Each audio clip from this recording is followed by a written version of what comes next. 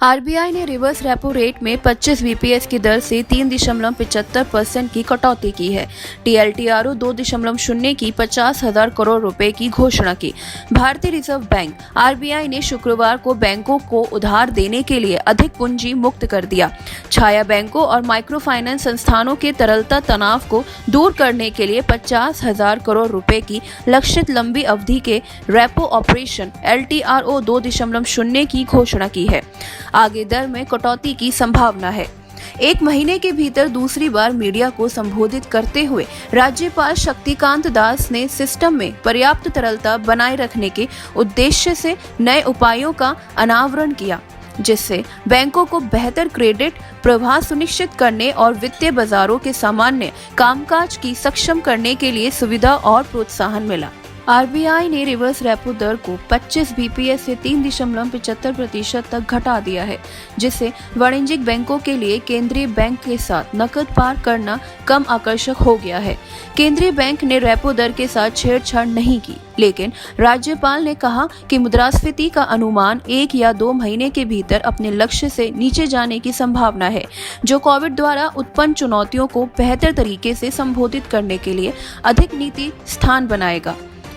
19 फैलने और इसके प्रसार की जांच करने के लिए लॉकडाउन अंतरिक्ष को प्रभावी ढंग से और समय पर उपयोग करने की आवश्यकता है, उन्होंने कहा।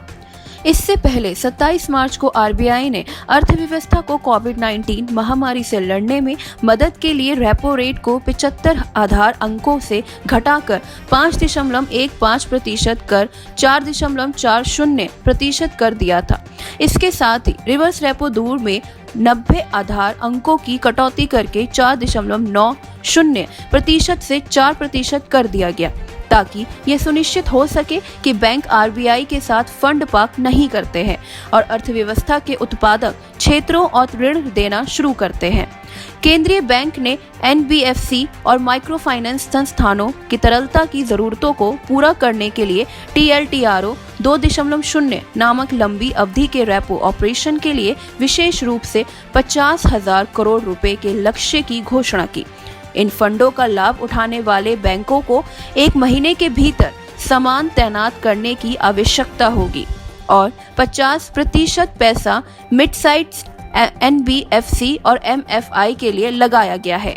इन फंडों का लाभ उठाने वाले बैंकों को 1 महीने के भीतर सामान तैनात करने की आवश्यकता होगी और 50% पैसा मिड साइज एनबीएफसी और एमएफआई के लिए लगाया गया है। राज्यपाल शक्तिकांत दास ने कहा कि पहले की टीएलटीआरओ योजना का लाभ बड़े पैमाने पर सार्वजनिक उपक्रमों या बड़े निगमों को दिया गया है।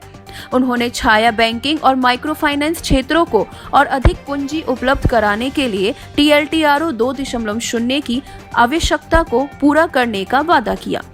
कहा कि 90 दिनों के गैर निष्पादित परिसंपत्ति मानक बैंकों द्वारा मौजूदा ऋणों पर दी गई रोक पर लागू नहीं होगा।